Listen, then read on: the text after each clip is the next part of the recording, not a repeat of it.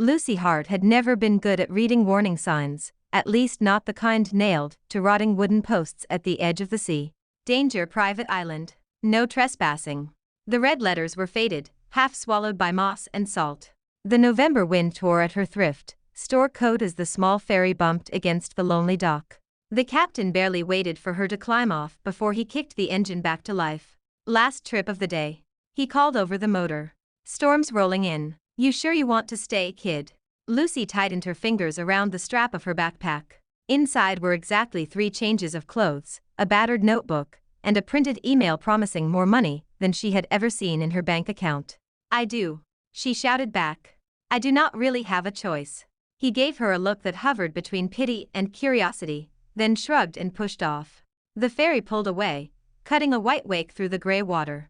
In less than a minute, it was nothing but a distant shape heading back toward the mainland. The island loomed ahead of her, a black smudge of rock and twisted pine against a sky the color of bruises. On the highest point, framed by leafless trees, stood the house, the Vanderhoff estate. Every true crime podcast she listened to had done an episode on it. Every late-night documentary, every sensational clickbait article. The place where, in the winter of 1923, 11 members of one of America's richest families had been murdered in a single night. Only one survivor, Agatha Vanderhoff, 9 years old. Found locked in a closet, shaking and covered in blood that was not her own. Lucy swallowed hard and started up the path. Relax, she muttered under her breath. It is not like you are here for a sleepover. She was here for a job. 6 weeks on the island, food and board included, in exchange for recording the final memoir of the woman who had once been a terrified child and was now 92 and rumored to be on her deathbed. Enough money to pay off the last of her community college debt. Enough money to finally schedule her mom's surgery and not have to ask the hospital about payment plans that came with interest rates that made her want to throw up. So yeah, haunted murder mansion or not, she was staying. The path climbed through wet grass and exposed rock, past a rusted iron gate that leaned on its hinges. The house grew larger with every step, all dark stone and sharp angles, its windows like blank eyes. The wind seemed to whistle straight through the broken balustrades on the second-floor balcony. Classic, Lucy whispered. Of course the murder house looks like a murder house. She pulled her phone out of her pocket more out of habit than hope. No service bars.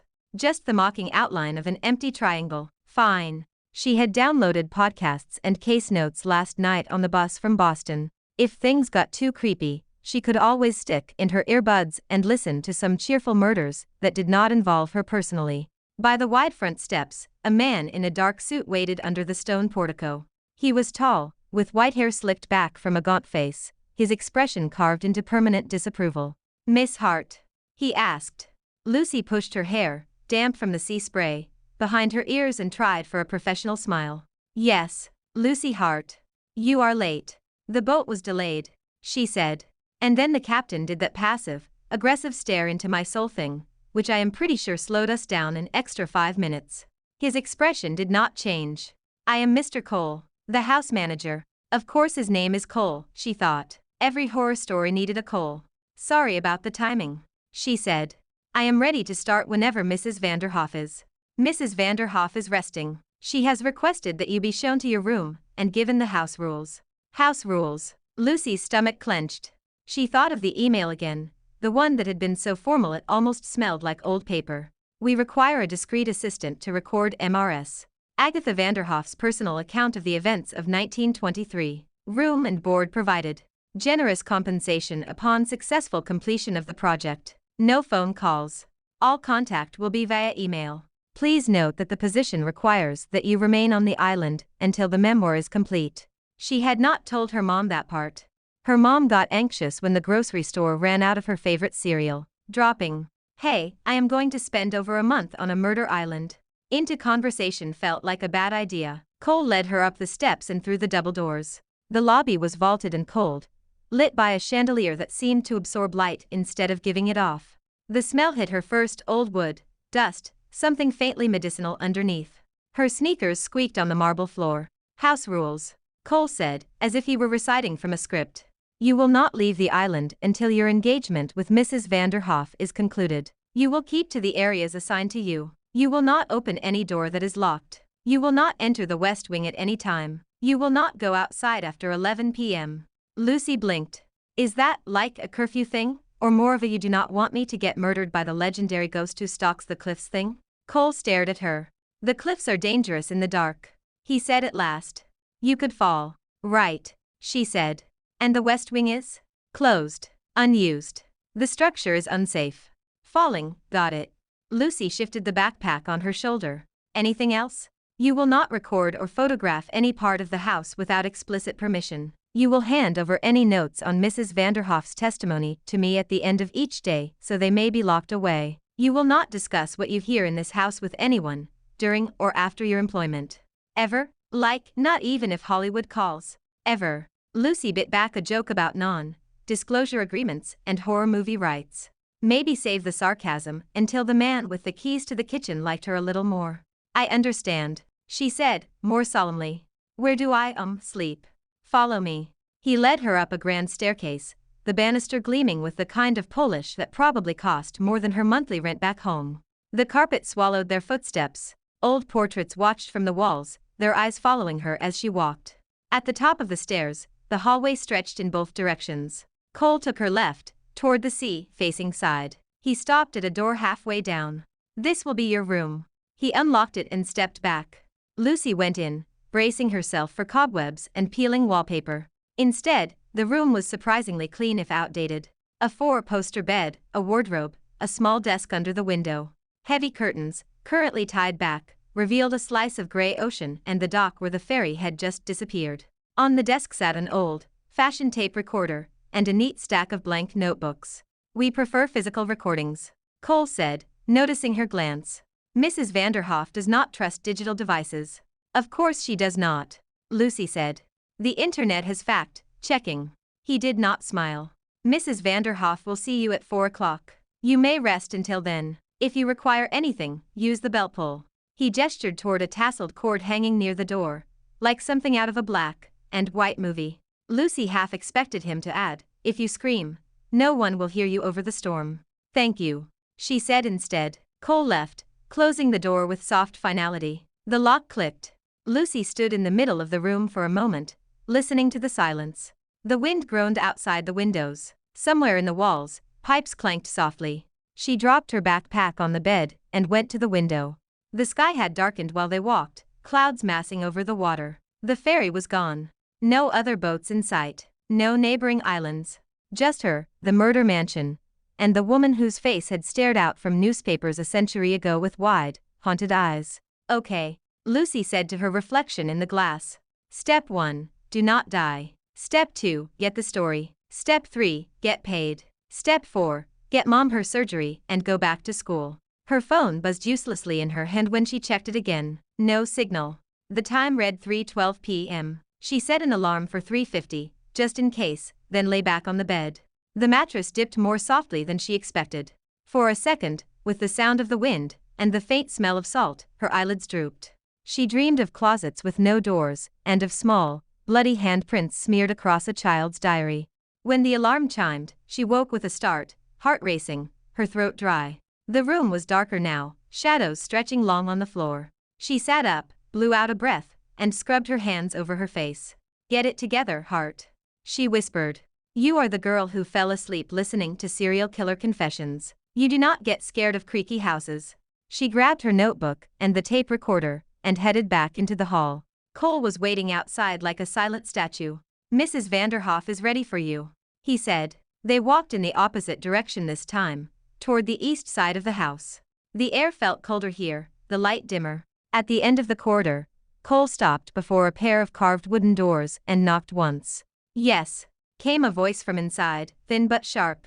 Cole opened the doors, and Lucy stepped into the room, where the only official survivor of the Vanderhoff massacre waited to tell her story. Agatha Vanderhoff looked smaller in person than in the photographs Lucy had seen. Those photos had shown a wide-eyed child in a white nightgown, hair tangled, a blanket wrapped around her shoulders. Later, as an adult, she had always been in black, chin lifted, eyes cool and distant. Now, 92 years later, she lay propped against pillows in a massive bed, her body reduced to angles under the quilt. Tubes snaked from her nose and arms to machines that hummed softly. Her hair, once dark, was white and thin, pulled back from a face lined by time and something sharper. Her eyes, though, her eyes were the same. Dark, intense, watching Lucy with unnerving focus. "Come closer, child," she said. Lucy obeyed, suddenly aware of the way her sneaker soles squeaked on the polished floor. The curtains in here were drawn most of the way, letting in just enough gray light to outline the furniture: a wardrobe, a dressing table, a small table crowded with pill bottles, and a glass of water. On the bed beside Agatha lay a worn leather-bound book, its pages yellow with age. "I am Lucy Hart," Lucy said. "It is an honor to meet you." "Is it?" Agatha's mouth twitched. "You are very young to be honored by old ghosts." "I am here to record your memoir," Lucy said, trying to sound steady. "Your account of what happened in 1923. Agatha's gaze flicked to the tape recorder in Lucy's hand. "You do not trust your memory." "I trust it," Lucy said. "But I want to make sure I get every detail right. People have talked about your case for 100 years. It would be good to finally let you tell it in your own words." Agatha's thin fingers patted the leather book beside her. "I did tell it," she said.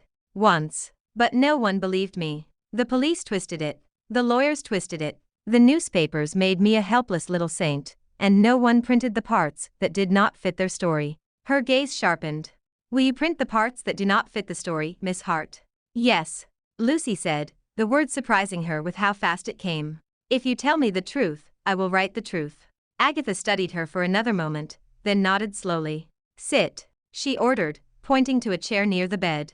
"And listen." Lucy sat and placed the tape recorder on the bedside table. She pressed the red button.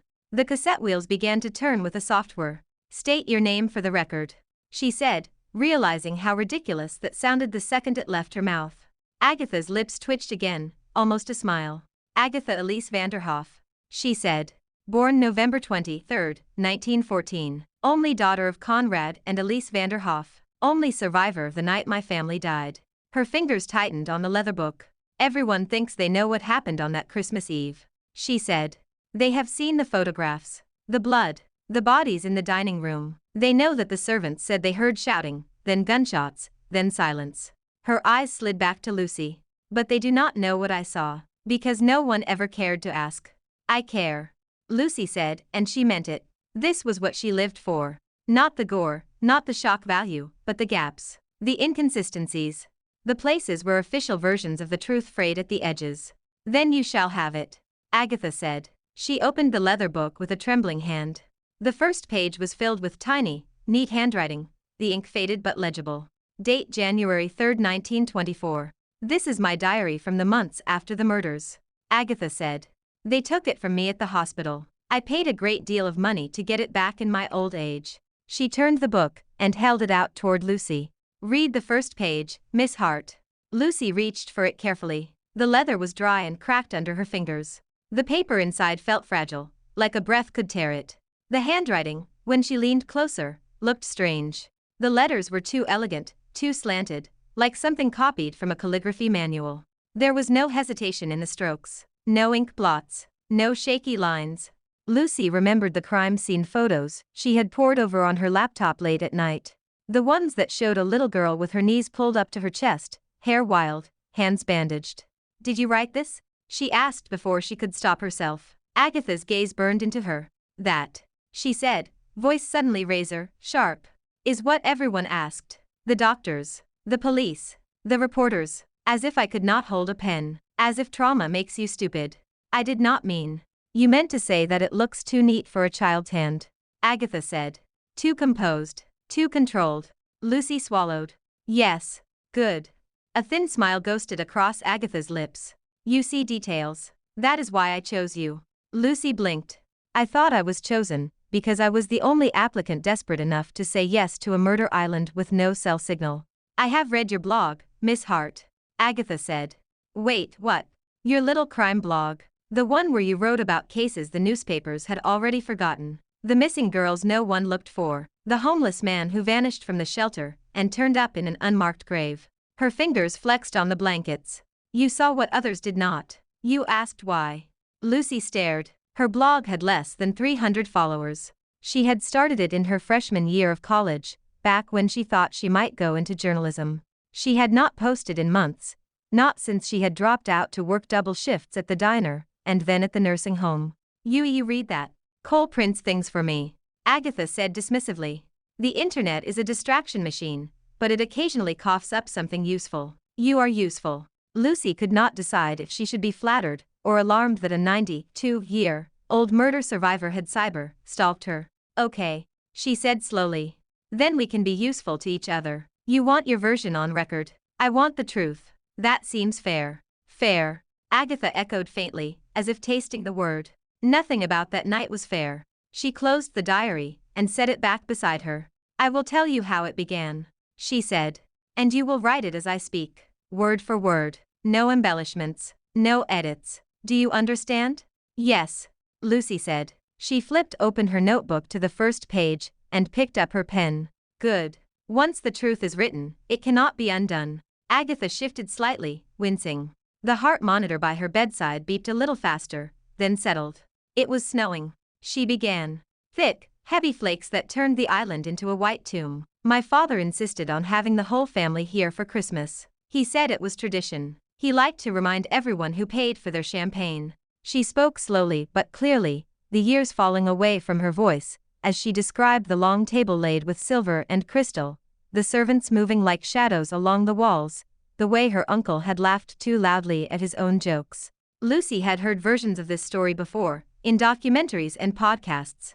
The tone was always the same, tragic, eerie, a little romantic. The doomed rich. But the way Agatha told it was different. There was no softness, no nostalgia. Her words were knives, carving into the past. As Lucy wrote, she noticed tiny things that did not match the official accounts. The position of the grandfather clock. The way the storm knocked out the power an hour earlier than the coroner's report had claimed. The number of guns in the house, and who kept them loaded. She underlined those details in her notes, little lightning bolts of suspicion sparking in her brain. Then the lights went out, Agatha said quietly. And someone screamed. The tape recorder whirred. The heart monitor beeped. The storm outside the windows let out a low growl of thunder, as if the weather itself was listening. Where were you? Lucy asked, unable to hold the question back. In the hallway, Agatha said. On my way to the kitchen for more dessert. I had a sweet tooth back then. I suppose I still do. Her lips twisted. When the lights went out, I froze. I heard my mother say my name. She said, Agatha, stay where you are. And then at the first shot, her hand trembled. The diary shifted slightly on the bed. I ran, she said. I did not know where I was going. The house was dark. People were shouting. Someone grabbed my arm. Hands, big and rough. They dragged me into the closet under the stairs and slammed the door. I heard the bolt slide. I beat on the wood until my fists bled, but no one opened it. Lucy's pen moved, her mind supplying images whether she wanted it to or not. A little girl in a nightgown, locked in a space that smelled of old coats and dust and fear. The muffled bang of gunshots. The sudden silence. Who locked you in? She asked softly. That is the question, is it not? Agatha murmured. Lucy glanced down at the diary again. Her fingers itched to open it, to see if the written words matched the spoken ones. But you survived, she said. You were found the next morning when the police arrived. So they say. The hairs on Lucy's arms stood up. What do you mean? People are very certain of what they did not see, Agatha said. They did not see me leave the closet. They did not see me in the dining room. They did not see what happened when the storm died and the power flickered back on. Lucy's pen hesitated on the page. Are you saying you left the closet? Agatha's gaze slid past her, to the far wall, where an oil painting of a stormy sea hung crookedly. I am saying, she said slowly, that the story the world loves is a simple one. A little girl, locked away, spared by fate. But life is never simple, Miss Hart. And closets rarely stay closed. A shiver ran down Lucy's spine. Before she could ask more, there was a sharp knock on the door. Cole appeared in the doorway, his face pale. Madam, he said. The doctor is here to check your levels. I must insist Miss Hart take a short break. Agatha's jaw clenched. Fine, she said. We will continue later. Lucy stopped the recorder and closed her notebook. Thank you, she said, for sharing this with me. Agatha's eyes flicked back to her. Remember what you promised, she said. Word for word. No edits. I will, Lucy said. As she left the room, Cole closed the doors behind her. The hallway outside was dim and empty. For a moment, Lucy just stood there, notebook pressed to her chest, heart hammering. Something was wrong. It was not just the way Agatha told the story. It was the diary with the too perfect handwriting. The hints that she had left the closet. The tight way her fingers clutched the book as if it were both a lifeline and a weapon. Lucy looked down at the notebook in her hands. On the side margin, next to the line, "They did not see me leave the closet," she had scribbled a single word in big, capital letters. Why? She was still staring at it when she heard it. A faint, irregular sound echoing down the corridor. A thump. Then another. The creak of old floorboards. The scrape of something against the wall. She froze, every horror movie she had ever watched rewinding in her head. "Hello?" she called, instantly regretting it. No answer. Just another soft thud, closer this time. Lucy swallowed, her throat dry. "Cole." She tried. Nothing. The sound came again, from the far end of the hall, near where the corridor turned toward the back stairwell. It was not footsteps, at least not the kind made by shoes, more like bare feet. Or something heavy being dragged. Her rational brain reminded her that old houses made noises. Pipes, beams, the wind. Her irrational brain was already picturing translucent figures with empty eyes. "Get a grip," she whispered. "It is probably just I do not know, a rat, a very big rat, wearing boots." She edged toward the corner and peered around it. The hallway beyond was even darker, lit only by a single weak sconce. The wallpaper here was more faded, the carpet threadbare. Several doors lined the walls, all closed. The sound came again. A dull, hollow thud from behind one of the doors on the left. It was followed by a muffled cough. Human. Lucy's pulse spiked. She glanced back toward Agatha's room. The double doors were shut. No one was in sight. "Hello?" she said again, lower now. "Is someone in there?" Silence. She took a step closer to the door the sound had come from. The brass doorknob was tarnished, the keyhole dark. "Miss Hart." Lucy jumped, nearly dropping her notebook. She whirled. A woman stood a few feet away, half emerging from the shadows. She wore a navy dress and a white apron, her dark hair pulled back into a bun. Her face was round, with worry lines etched deep at the corners of her mouth. "Sorry," Lucy said, hand on her chest. "You scared me. I am Maria," the woman said. "I help Mr. Cole with the house." Her eyes flicked past Lucy to the door. "You should not be here." "I heard something," Lucy said. "From that room." "It is nothing," Maria said quickly. "Old pipes. They bang when the boiler kicks in."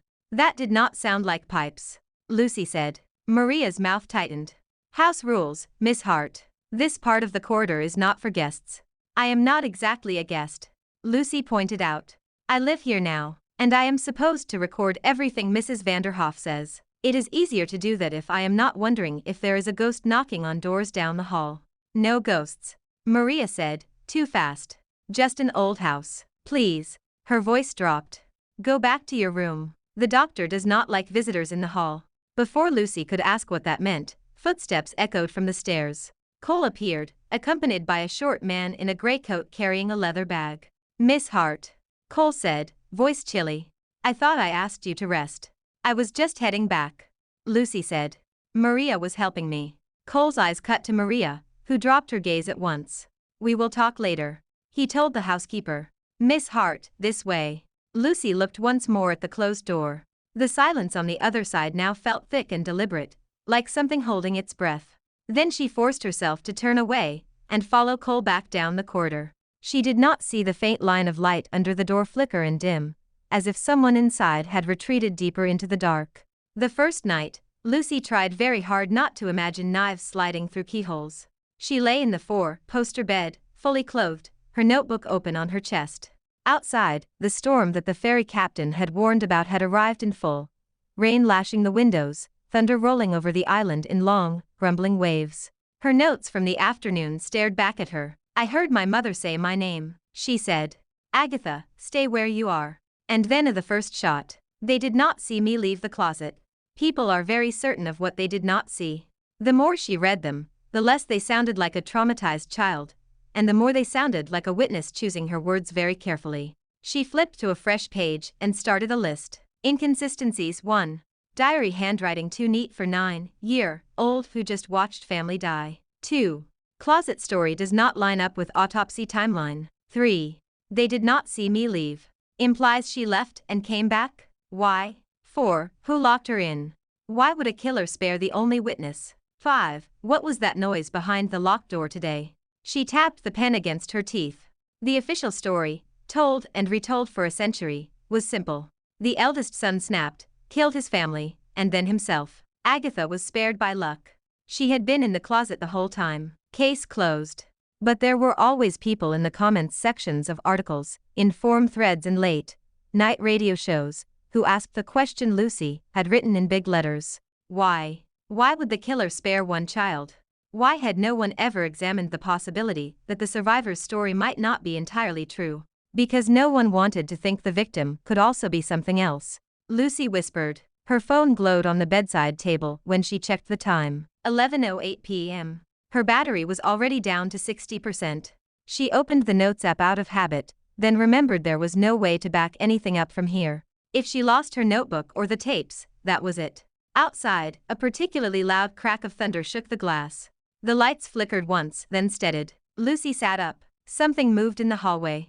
At least, she thought she heard something. A soft scuff. A whisper of fabric. She slid out of bed, heart thudding, and crossed the room on bare feet. The floor was cold through her socks. She opened her door a fraction of an inch. The hallway was dark. The sconces had been dimmed, their bulbs casting just enough glow to outline the picture frames and the curve of the railing at the head of the stairs. She did not see anyone, but she heard it again. A footstep. 2. Light, careful. Coming from the direction of the back stairwell. Cole. She called softly. No answer. Maria? Silence. She should close the door, crawl back into bed, tell herself it was the house settling, and think about how ridiculous it would be to die on her first night here because she just had to go investigate a creepy noise. Instead, she grabbed her phone and slipped into the hall. You are going to die in Act 1, she muttered. Congratulations. She padded toward the back stairwell, the carpet muffling her steps.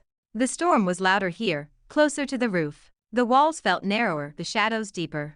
At the corner where the hallway turned, she paused and peered around. A figure moved at the bottom of the stairs. For a second, all she saw was a shape darker than the dark, a suggestion of broad shoulders, the glint of something metallic in one hand. Her breath hitched. Then lightning flashed, bleaching the world white. The figure looked up. A man stared back at her, his face thrown into sharp relief. Late 20s, maybe.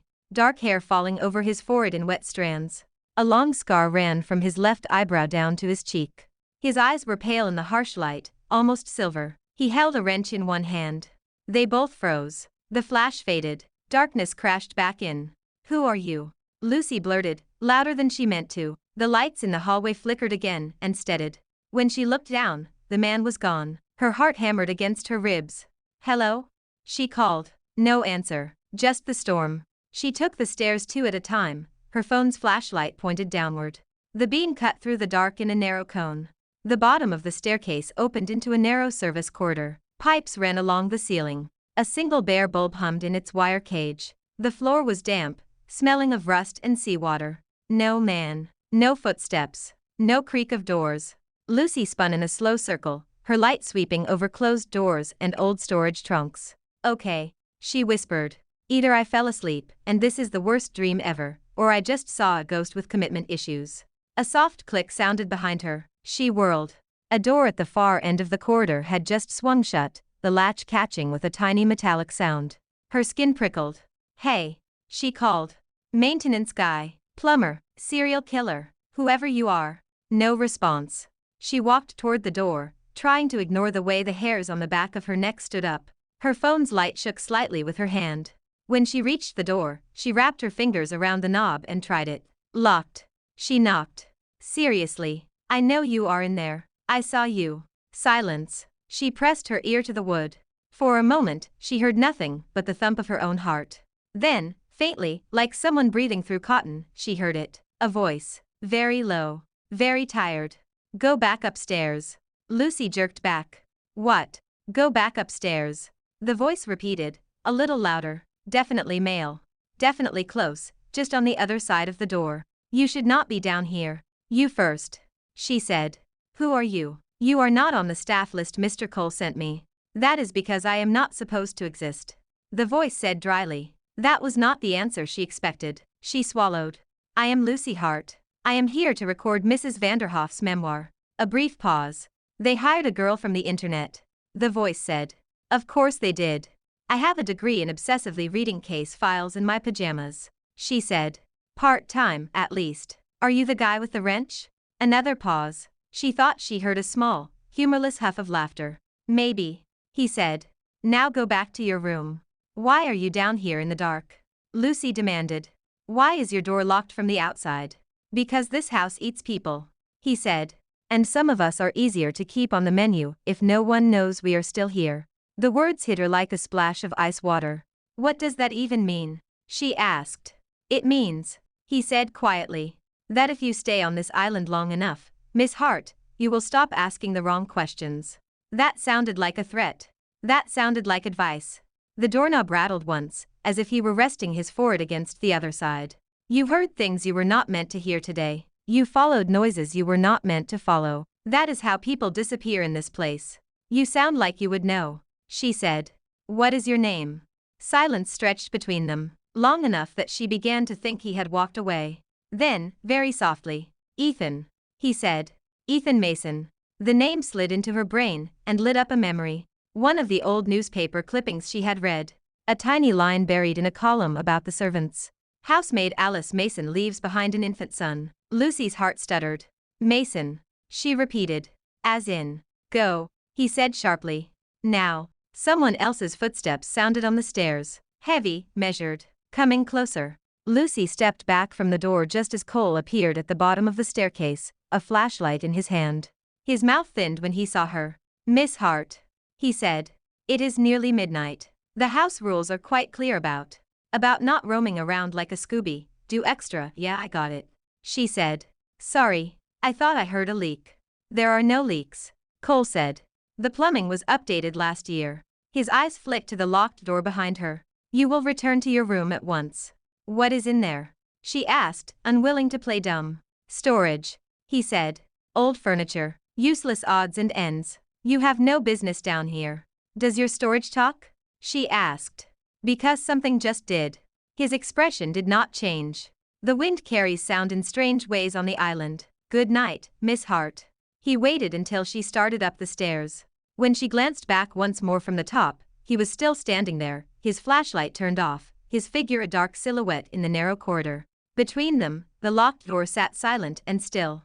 But Lucy could not shake the feeling that, on the other side, someone was standing in much the same way. Listening, waiting. She went back to her room, locked the door, and pressed her back against it. Okay, she whispered into the empty room. So the haunted house has a secret prisoner, and Agatha Vanderhoff's story has holes big enough to drive a ferry through. Outside, the storm raged. Inside, somewhere beneath her feet, Ethan Mason waited in the dark. Lucy picked up her pen again. Under inconsistencies, she added a new line. 6. There is another survivor in this house, and he is not supposed to exist. By morning the storm was gone. The island lay under a low gray sky. Lucy woke with her notebook open beside her, the last line carved into the page. There is another survivor in this house. At 9, Cole knocked. Mrs. Vanderhoff is ready, he said. Agatha looked smaller in daylight, but her gaze was clear. Recorder, she said. Lucy set it down and hit record. You said the official story was wrong. Lucy began. About Henrik. About the murders. The official story was convenient, Agatha said. For police who liked neat reports and men who liked me helpless. Her fingers rested on the diary. You wanted truth. Try to hold it. She told Lucy that at 9 years old she had listened at doors while her father rewrote his will. Henrik would inherit the house and company. She would be sent away to marry a stranger. I understood enough, she said. Every door I walked through would be locked behind me, so I chose a different door. On Christmas Eve 1923 she stole the key to the gun cabinet, waited for the storm and the music to rise, and fired. Her father died with a glass in his hand. Her aunt never finished her song. I thought that was the end, she said. Then the chief of police arrived. He was Claire's grandfather. He stepped through the blood, saw Henrik shaking in the doorway, and saw a story he could control. A mad young man, a poor little girl. Dead boys make tidy villains, Agatha said. Grieving children make excellent photographs. Henrik was framed. Agatha was cast as the victim. The chief promised to protect the family name. And Alice Mason? Lucy asked. Ethan's mother. She tried to run, Agatha said. I told her to take the baby and go to the boathouse. I heard a shot on the servants' stairs. The chief decided there were 11 victims. 11 printed well. It did not include a maid who knew too much. He did not throw the baby away. He suggested hiding him. We keep him here, Agatha quoted. Inside the story. I agreed because it was easier. We made a room in the back corridor. It was a nursery at first, then a cell. Doctors came and went off the books. Cole's father learned which keys opened which doors. I told myself keeping him alive paid a debt. Agatha said. It did not. It only kept my lie breathing with him. She looked at Lucy. I am tired. Claire is waiting to inherit the myth. The boy in the walls is grown. You wanted a story. Take it and see who it ruins. Why me? Lucy asked. People with reputations have more to lose. Agatha said. You have nothing but a notebook and stubbornness. That makes you difficult to silence. The session ended when her voice failed. Lucy left with a full tape and shaking hands. Back in her room, she spread the diary on the bed. She photographed the confession, every mention of Alice Mason, the chief, Henrik, and the crying child. She uploaded the images to her cloud drive and emailed herself the link. If the island burned, the story would live elsewhere. She was halfway through naming files when she smelled gasoline. A moment later the alarm shrieked. Smoke curled under her door. Orange light flickered. Lucy grabbed her phone, recorder, and one notebook. When she opened the door, heat slapped her. Flames raced along the West Wing corridor, devouring wood and paper. Maria screamed. Fire! The house answered with a roar. Lucy ran for Agatha's room. The door handle burned. She shoved it open anyway. Smoke rolled in. Behind the bed, Agatha rasped. Panel, take it. There was a narrow crack in the wall. Lucy tore off a small section of paneling and found an oilcloth-wrapped bundle hidden behind it. The real diary. She crammed it under her arm. Between her and Cole, they got Agatha off the bed and out of the room. The fire closed behind. They spilled onto the wet grass. The West Wing was an orange furnace. The sky pulsed with smoke. The doctor shouted that the phone lines were dead. Maria sobbed. Claire stood in the drive in a long coat, face lit by flame. What happened? Lucy coughed. Old wiring. Claire said. I warned my aunt this place would kill her. Lucy stared at her.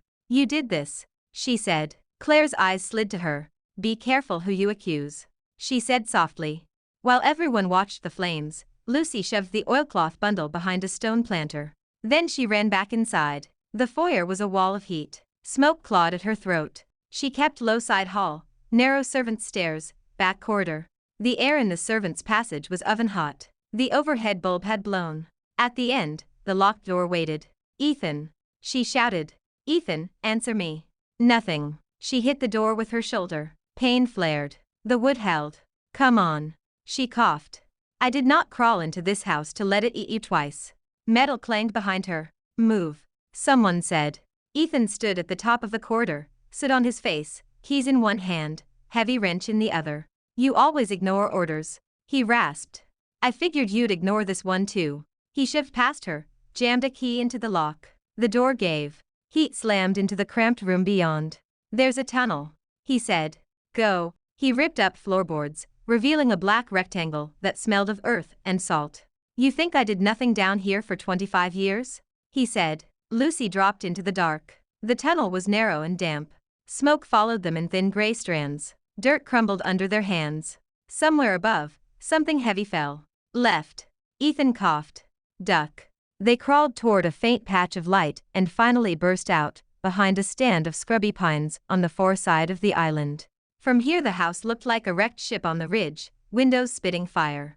Lucy sank onto the cold grass. Ethan dropped beside her, still coughing. She unwrapped the oilcloth. The small diary inside was warped along the edges, but whole.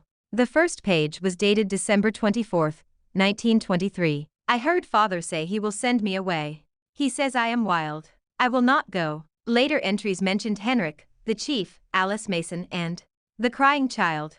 Hidden. Where no one will look. One line described. Blood on the servants' stairs. And the chief's 11, when there were truly 12. It is all here. Lucy whispered. You have proof now. Ethan said. We have proof, she said. Her phone screen was cracked but lit. Battery in the 30s. Enough. She snapped photos of the key pages, sent them to the same cloud folder as the recording and her notes, and watched the progress circles crawl closed. Boats were coming from the mainland, white lights moving over gray water. Sirens floated on the wind. Ready? She asked. For what? He said. To stop being a secret, she said. To make them say your name out loud. He watched the burning house, then looked at her. I do not know how to be anything else, he said. We will learn, she said. Step 1, do not die. Step 2, tell the truth. Step 3, see what happens. He gave a small, broken laugh. Okay, he said. 3 months later, Vanderhoff House had a ticket line. The rebuilt front hall smelled like fresh paint and cold air. The West Wing was gone. A new sign outside read Vanderhoff Crime and Justice Museum. Lucy stood in the lobby and watched tourists take selfies under a blown-up black and white photo of the island in 1923. Behind glass, Agatha's diary lay open. I did it. They will say I am innocent. They like that story better. A placard explained how the original investigation had been shaped by money and reputation. Another finally named Alice Mason. A third described Ethan Mason, a hidden survivor kept off the record for decades. Still feels wrong. Ethan murmured beside her, eyes on his own name. He wore jeans, a dark jacket, and a visitor badge with his photo on it. It had taken lawyers and hearings to give him a birth certificate and ID, but they existed. You will adjust, Lucy said. Probably. You put me in a museum, he said. Technically the state did, she said. I just gave them reasons. Claire had been convicted of arson and attempted murder. Cole had testified and gone to prison. Maria had moved inland to a small house with a garden, paid for by money Agatha had quietly left her. Lucy's book sat stacked in the gift shop, Echoes of the Last House by Lucy Hart. It had hit the bestseller list. People liked a story where the monster was a frail old woman, and the ghost in the walls turned out to be breathing. On one wall a screen looped clips from Lucy's interviews. The problem with legends, recorded her was saying, is that they decide who counts before they listen. Vanderhoff House always had 2 survivors. The story only named one. Still believe that? Ethan asked. Yes, she said. Now everybody else has to as well. An intern in a museum polo hurried over. Miss Hart, the line for your signing is already past the staircase. Lucy nodded. We are coming. She and Ethan walked toward the small stage near the windows. Sunlight poured across the floor. Outside, the ocean glittered cold and ordinary. Halfway there, she caught his sleeve. If anyone ever tells this story without you in it, she said, I will break into their house and edit their book in red pen. That is extreme, he said. I am extreme, she said. She kissed him. It was quick and clumsy and real. No storm, no sirens, just a brief press of mouths in a lobby full of glass and murmurs. When she pulled back, his eyes were bright. What was that for? He asked. Proof, she said. That this does not end with a fire. That you are here. That I am too. He smiled, slow and crooked. Keep collecting proof, he said. Deal, she said. They reached the table. She picked up a pen. He sat beside her, shoulders touching. Ready to tell it right? She asked quietly. He glanced once at the old house in the photographs, then at the crowd waiting with books and phones. Yes, he said. This time we do not let anyone else write the ending. Together, the last 2 survivors of Vanderhoff House turned toward the microphones and the bright, ordinary light of the future. Thanks for watching. Follow for more romance stories.